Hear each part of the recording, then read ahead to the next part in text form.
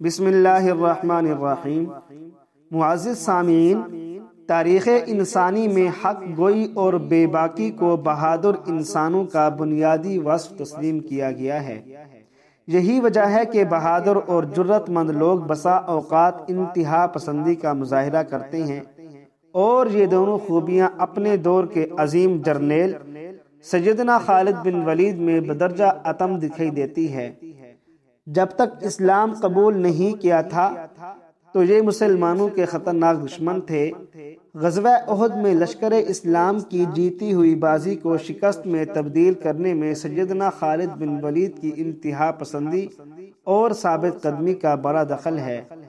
چونکہ کفار کا لشکر دل برداشتہ ہو چکا تھا، پسپائی ان کا مقدر بننے والی تھی، اس معرکہ حق اور باطل میں دشمن کی صفوں میں صرف ایک ہی جواں مرد تھا جو ہار ماننے کے لیے کسی صورت تیار نہ ہوا، اور موقع پاتے ہی چند افراد کا دستہ ترتیب دے کر درے کے راستے مسلمانوں پر ناگہانی حملہ کر دیا، جس سے ان کے پاؤں اکھڑ گئے اور انہیں بھاری اور جانی نقصان اٹھانا پڑا۔ لیکن جب یہ جواں سال مرد میدان حلقہ بگوش اسلام ہو جاتا ہے تو ہر مرحلے پر صدق دل اور اخلاص نیت سے اسلام کی سربلندی اور مسلمانوں کی سرفرازی کے لیے تن من دھن کی بازی لگاتا ہوا دکھائی دیتا ہے۔ پھر تو انہوں نے اپنی پوری زندگی حق کی حمایت اور ظلم و بربریت کے خلاف برسر پیکار رہتے ہوئے گزار دی۔ انتہائی نازک ترین حالات میں بھی انہوں نے خوف اور نا امیدی کو اپنے قریب تک بھٹکنے بھی نہیں دیا۔ سیدنا خالد بن ولید رضی اللہ تعالی عنہ نے جنگی تاریخ میں ایسے کارنامے سر انجام دیے کہ دنیا ورطہ حیرت میں پڑ گئی۔ معزز سامعین، آپ کی جرت، شجاعت اور عظمت کا اعتراف تو دشمن نے بھی کیا۔ جرمن فوج کے سپہ سالار جنرل ارون راہیل سے جب پوچھا گیا کہ میدان جنگ میں تیری کامیابی کا راز کیا ہے تو اس نے برملا فوراً کہا، میں میدان جنگ میں مسلمانوں کے جرنیل سیدنا خالد بن ولید رضی اللہ تعالی عنہ کے طریقے اپناتا ہوں۔ بلا شبہ یہ خالد بن ولید کی مدبرانہ اور جرت مندانہ قیادت کا کرشمہ ہے کہ کیسر و کسریٰ کا جاہ و جلال دیکھتے ہی دیکھتے ان کے قدموں میں سرنگوں ہو گیا۔ چشم فلک نے یہ نظارہ بھی دیکھا کہ روم اور فارس جیسی سپر پاوروں کے وسیع تر جنگی وسائل کبھی بھی ان کے راستے میں رکاوٹ پیدا نہ کر سکے۔ ابتدا سے لے کر آخر تک ہر معرکہ حق اور باطل میں فتح اور نصرت ان کے قدم رہی، اور شکست اور ریخت سے تقریباً ناآشنا رہے۔ موتا سرزمین شام کے سرحدی علاقے پر واقع ایک بستی کا نام ہے۔ اس مقام پر پیش آنے والے واقعے کو جنگ موتا کے نام سے یاد کیا جاتا ہے۔ معزز سامعین، یہ پہلی جنگ ہے جس میں اسلام قبول کرنے کے بعد سیدنا خالد بن ولید رضی اللہ تعالی عنہ ایک عام سپاہی کی حیثیت سے شامل ہوئے، لیکن یکے بعد دیگرے 3 جرنیلوں کی شہادت کے بعد لشکر اسلام کی قیادت ان کے سپرد ہوئی۔ مجاہدین صرف 3000 تھے، اور وہ بھی تھکن سے چور۔ مقابلے میں فوج 2 لاکھ جنگجو افراد پر مشتمل تھی، اور وہ سب کے سب ہتھیاروں سے لیس تھے۔ ہوا یہ کہ شاہ امم سلطان مدینہ صلی اللہ علیہ وسلم نے اپنے ایک جانثار صحابی حارث بن عمیر ازدی کو خط دے کر وادی بصرہ کے حکمران حارث بن ابی شمر غسانی کی جانب روانہ کیا۔ ابھی شام کے سرحدی صوبے بلقاء کے موتا نامی بستی میں پہنچے ہی تھے کہ صوبے کے گورنر شرجیل بن عمر غسانی کو ان کی آمد کی اطلاع ہو گئی۔ اس نے انہیں گرفتار کر کے بے دردی سے قتل کر دیا۔ یہ اندوہناک خبر جب رسول اقدس صلی اللہ علیہ وسلم کو ملی تو آپ بہت رنجیدہ خاطر ہوئے۔ اس کے علاوہ 15 صحابہ کرام رضی اللہ تعالی عنہم اجمعین پر مشتمل ایک تبلیغی جماعت سرزمین شام میں دعوت اور ارشاد کی کام میں ہمتاً مصروف تھی۔ ان تمام صحابہ کرام کو ذات طلحہ کے مقام پر دھوکہ دے کر بے دردی سے قتل کر دیا گیا۔ نیز انہی ایام میں شاہ روم نے مدینہ منورہ پر فوج کشی کی دھمکی بھی دی۔ یہ وہ بنیادی اسباب تھے جن کی بنا پر سلطان مدینہ صلی اللہ علیہ وسلم نے 8 ہجری کو سیدنا زید بن حارثہ رضی اللہ تعالی عنہ کی قیادت میں ایک لشکر روانہ کیا اور ساتھ ہی ارشاد فرمایا کہ اگر دوران جنگ زید شہید ہو جائے تو لشکر اسلام کا سپہ سالار جعفر بن ابی طالب کو بنا لیا جائے، اگر وہ شہید ہو جائے تو عبداللہ بن رواحہ رضی اللہ عنہ کو قائد بنا لیا جائے، اگر وہ بھی شہید ہو جائے تو مجاہدین اپنی مرضی سے جس کو چاہیں اپنا قائد منتخب کر لیں۔ آپ صلی اللہ علیہ وسلم نے لشکر کے لیے سفید رنگ کا پرچم بنا لیا اور زید بن حارثہ کے حوالے کیا۔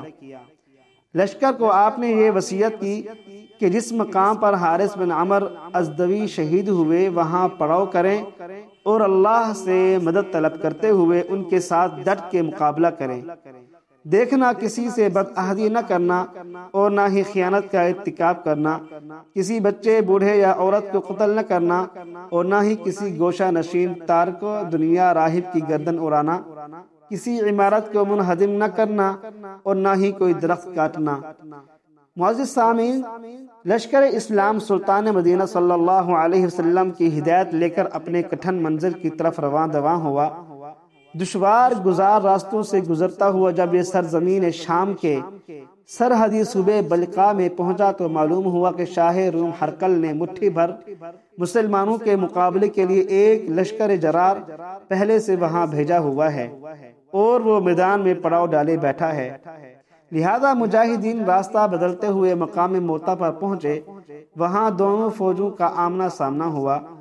مسلمانوں نے بڑی بے جگری کے ساتھ دشمن کا مقابلہ کیا، گھمسان کا رن پڑا تو سیدنا زید بن حارثہ نے قائدانہ ذمہ داری کا احساس کرتے ہوئے زوردار حملہ کیا۔ اپنی مٹھی بھر فوج کا حوصلہ بلند کرنے کے لیے چومکھی لڑائی لڑی، چہار سو تہلکہ مچاتے ہوئے اپنے دشمن کی فوج کو چیرتے ہوئے مسلسل ہی آگے بڑھتے گئے، دیوانہ وار لڑتے ہوئے جام شہادت نوش کیا۔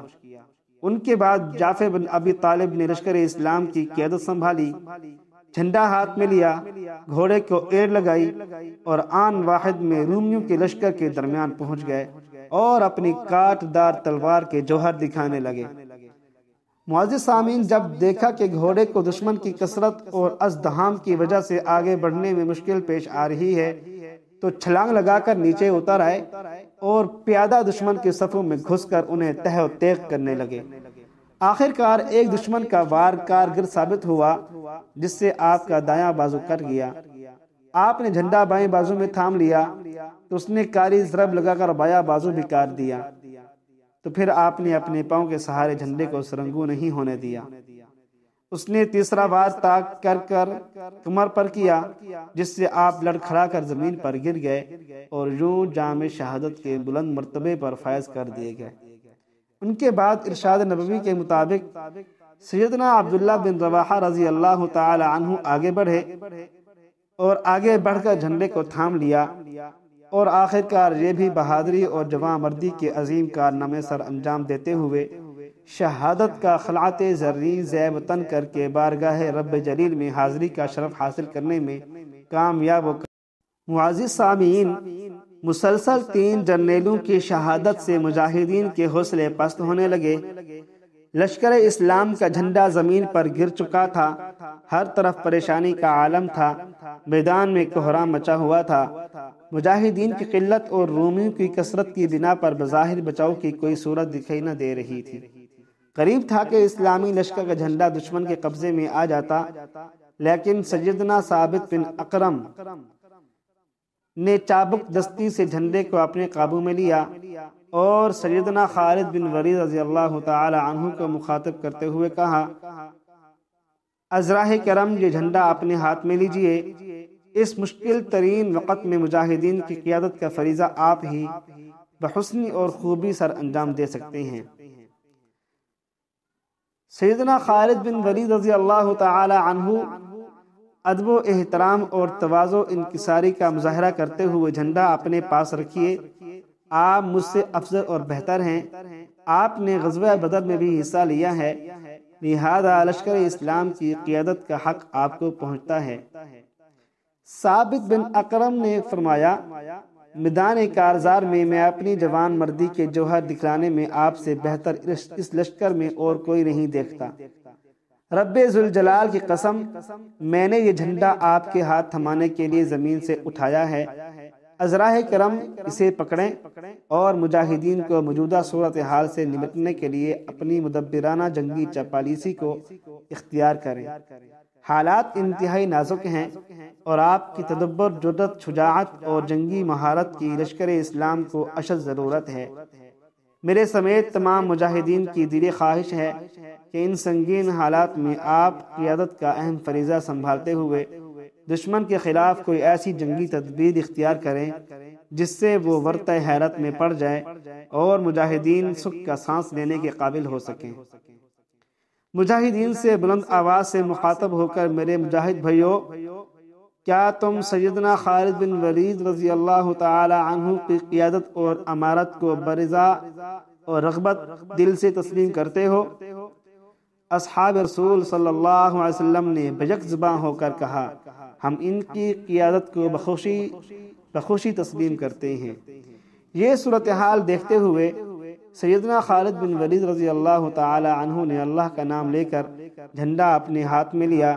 دشمن کے مقابلے میں مجاہدین کی تعداد آٹے میں نمک کے برابر تھی۔